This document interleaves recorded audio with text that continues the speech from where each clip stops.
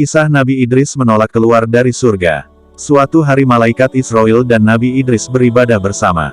Lalu Nabi Idris mengajukan permintaan. Bisakah engkau membawa saya melihat surga dan neraka? Wahai Nabi Allah, lagi-lagi permintaanmu aneh, kata Israel. Setelah malaikat Israel memohon izin kepada Allah, dibawanya Nabi Idris ke tempat yang ingin dilihatnya. Ya Nabi Allah, mengapa ingin melihat neraka? Bahkan para malaikat pun takut melihatnya, kata Israel. Terus terang, saya takut sekali kepada azab Allah itu. Tapi mudah-mudahan, iman saya menjadi tebal setelah melihatnya. Nabi Idris menjelaskan alasannya. Waktu mereka sampai ke dekat neraka, Nabi Idris langsung pingsan. Penjaga neraka adalah malaikat yang sangat menakutkan. Ia menyeret dan menyiksa manusia-manusia yang durhaka kepada Allah semasa hidupnya. Nabi Idris tidak sanggup menyaksikan berbagai siksaan yang mengerikan itu. Api neraka berkobar dahsyat, bunyinya bergemuruh menakutkan, tak ada pemandangan yang lebih mengerikan dibanding tempat ini. Sang penjaga pun meminta izin dan bertanya kepada Allah Subhanahu wa Ta'ala mengenai kedatangan Nabi Idris ke neraka. Akhirnya dibukakan pintu neraka, dengan izin Allah Nabi Idris tidak terbakar. Ketika baru melihat sebentar saja, Nabi Idris merasakan nyeri yang luar biasa dan akhirnya meminta keluar. Malaikat Malik mengatakan bahwa ini belum seberapa. Kamu baru melihat pintu depannya saja, belum melihat ke dalam dan bawahnya, di sana lebih dahsyat lagi. Dengan tubuh lemas Nabi Idris meninggalkan tempat yang mengerikan itu.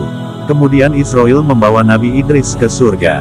Assalamualaikum, kata Israel kepada malaikat Ridwan, malaikat penjaga pintu surga yang sangat tampan. Wajah malaikat Ridwan selalu berseri-seri dihiasi senyum ramah. Siapapun akan senang memandangnya.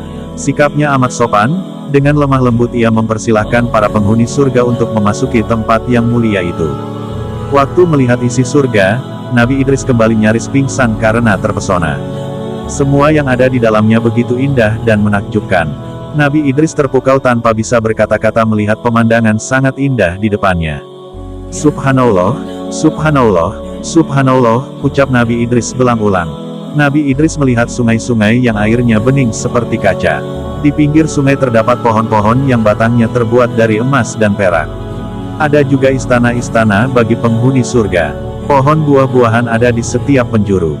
Buahnya segar, ranum dan harum. Waktu berkeliling di sana, Nabi Idris diiringi pelayan surga. Mereka adalah para bidadari yang cantik jelita dan anak-anak muda yang amat tampan wajahnya. Mereka bertingkah laku dan berbicara dengan sopan.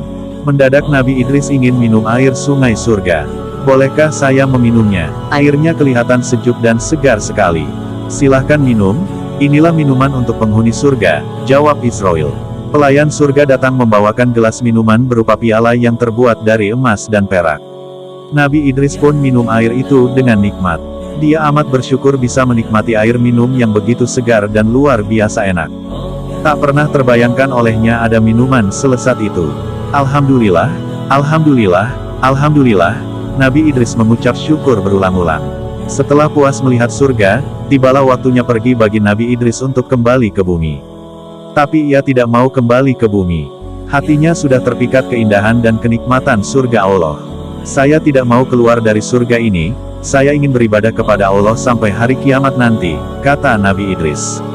Tuan boleh tinggal di sini setelah kiamat nanti, setelah semua amal ibadah dihisap oleh Allah. Baru Tuhan bisa menghuni surga bersama para nabi dan orang yang beriman lainnya, kata Israel.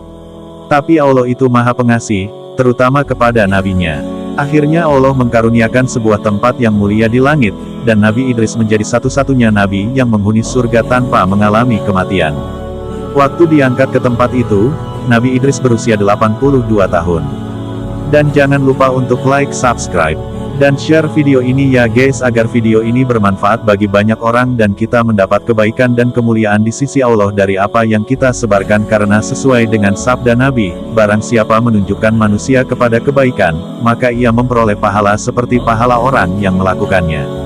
Hadis riwayat Muslim nomor 1893.